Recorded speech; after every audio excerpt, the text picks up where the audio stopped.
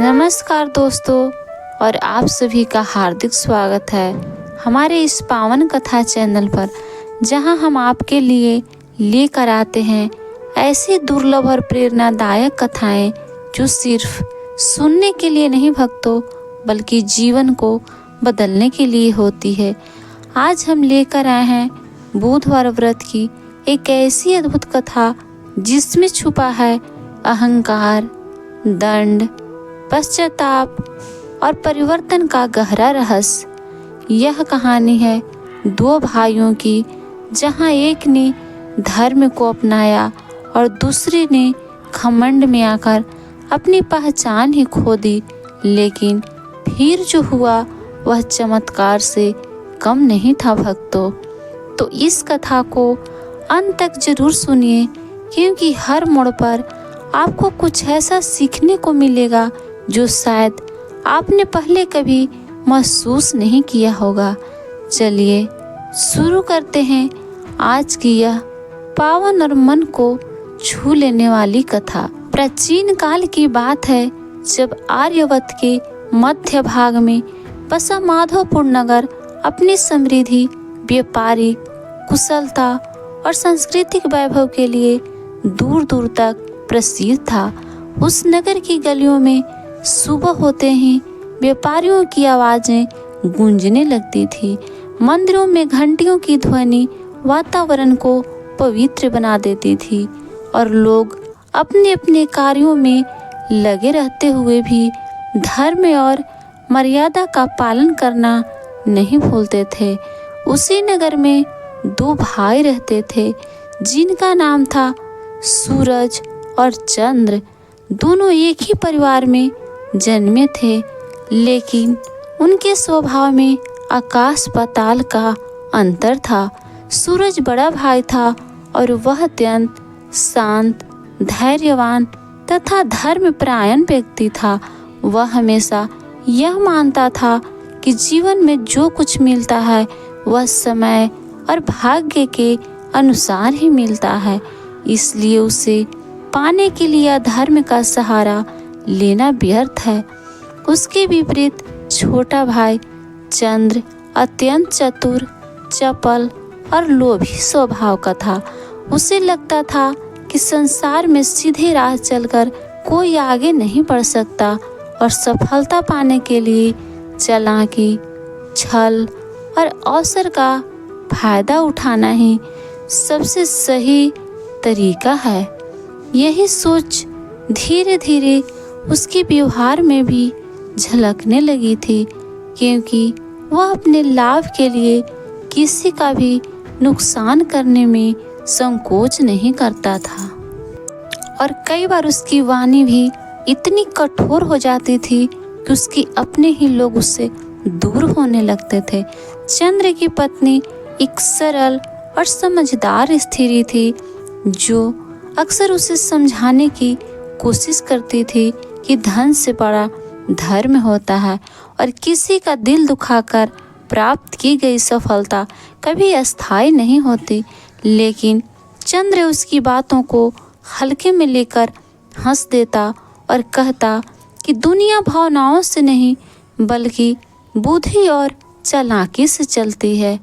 धीरे धीरे उसका यह विश्वास इतना मजबूत हो गया कि उसे सही और गलत का अंतर भी कम महसूस होने लगा। और यही वह स्थिति होती है जब मनुष्य को अपनी गलतियां भी सही लगने लगती है, क्योंकि उसका मन उसके पक्ष में तर्क देने लगता है। एक दिन चंद्र को व्यापार के सिलसिले में एक दूर देश की यात्रा करनी थी, और संयोग से यात्रा का दिन बुधवार निर्धारित हुआ।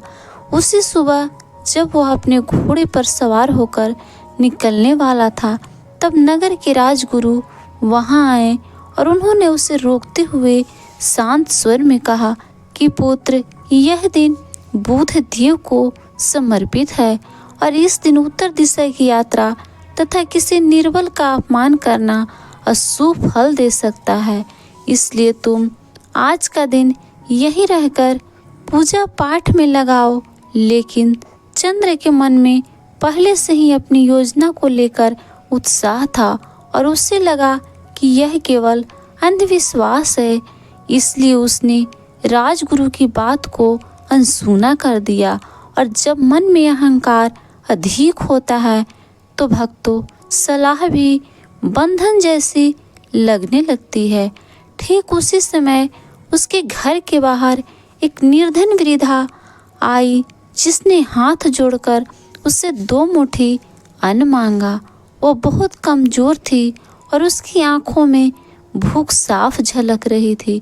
लेकिन चंद्रा ने उसे दया की दृष्टि से देखने के बजाय क्रोध में आकर धक्का देकर हटा दिया और अपने सेवकों से कहा कि इस वृद्धा की झोपड़ी हटाकर उस जमीन को अपने गोदाम के लिए खाली करवा दो। यह कहते हुए वह बिना पीछे देखे अपनी यात्रा पर निकल पड़ा। जैसे ही वह नगर की सीमा पार कर घने दंडकारण्य वन में पहुंचा, वातावरण अचानक बदलने लगा। तेज हवाएं चलने लगी और आसमान पर बादल छा गए। धीरे धीरे रास्ता धुंधला होने लगा और दिशाओं का ज्ञान कम होता गया। लेकिन चंद्रा ने इसे भी सामान्य बात समझकर आगे बढ़ना जारी रखा। दोपहर के समय जब थकान अधिक हो गई, वह एक विशाल और प्राचीन बरगद के वृक्ष के नीचे विश्राम करने बैठ गया।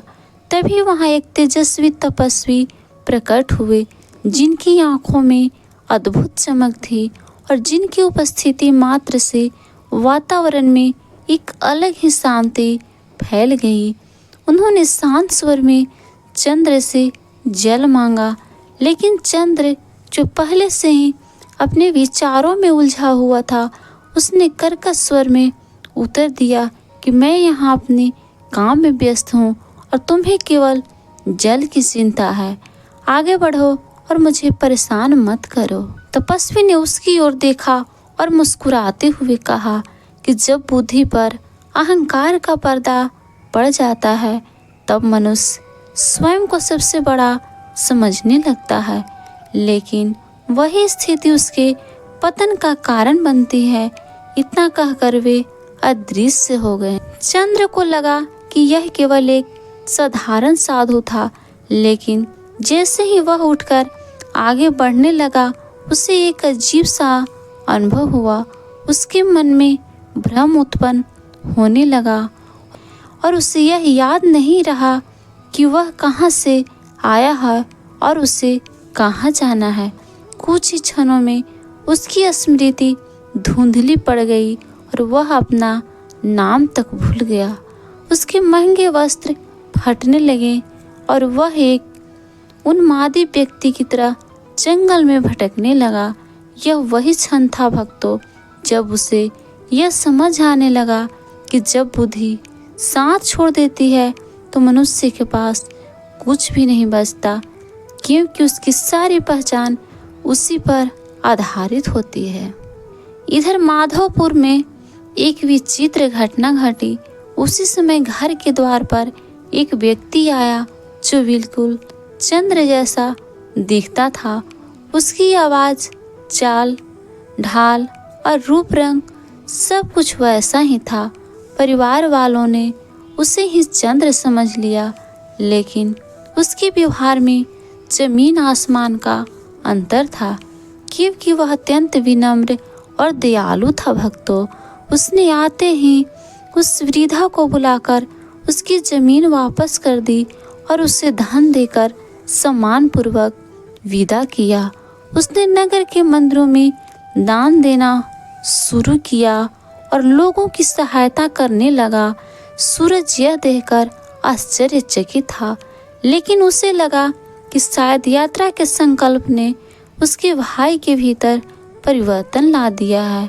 धीरे धीरे घर का वातावरण पहले से भी अधिक शांत और सुखमय हो गया। उधर असली चंद्र जंगलों में भटकता हुआ एक गांव से दूसरे गांव पहुंच रहा था। लोग उसे पागल समझकर उससे दूर भागते, उसका उपहास करते, कई बार उसे पत्थर भी मारे जाते और भूख से व्याकुल होकर वह किसी तरह अपना जीवन चला रहा था।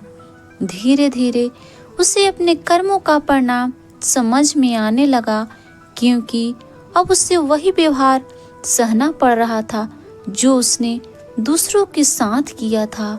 और यही वह समय था भक्तों, जब मनुष्य को अपने भीतर झांकने का अवसर मिलता है, क्योंकि बाहरी सहारा समाप्त होने पर वह स्वयं से प्रश्न करना शुरू करता है। एक दिन भटकते भटकते वह माधवपुर की सीमा पर पहुंचा और अपने ही घर के सामने आ खड़ा हुआ। उसने देखा कि वहां एक व्यक्ति खड़ा है जो बिल्कुल उसी जैसा है और घर के लोग उसे सम्मान दे रहे हैं। वह यह देखकर स्तब्ध निकी रह गया और चिल्लाने लगा कि मैं ही असली चंद्र हूँ। लेकिन उसकी फटी हालत और असामान्य व्यवहार देखकर किसी ने उसकी बात पर विश्वास नहीं किया। भक्तों, रचकों ने उसे धक्का देकर बाहर निकाल दिया और वह रात भर मंदिर की सीढ़ियों पर बैठकर अपने जीवन पर विचार करता रहा।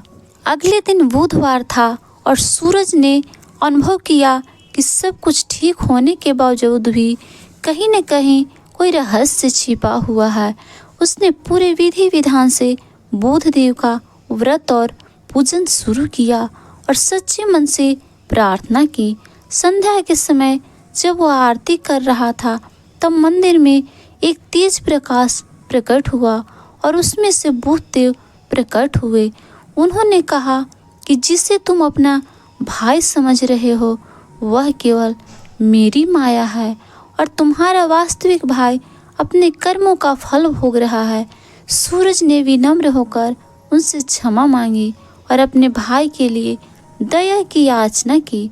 बुधदेव ने कहा कि यदि चंद्र सच्चे मन से पश्चाताप करे और तुम दोनों मिलकर श्रद्धा से व्रत करो तो उसका स्वरूप वापस मिल सकता है।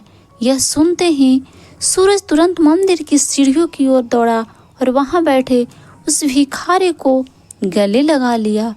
उसी क्षण चंद्र की स्मृति वापस लौट आई और उसे अपनी सारी गलतियां स्पष्ट दिखाई देने लगी। भक्तों, उसकी आंखों में आंसू बहने लगे और उसने सच्चे मन से क्षमा मांगी।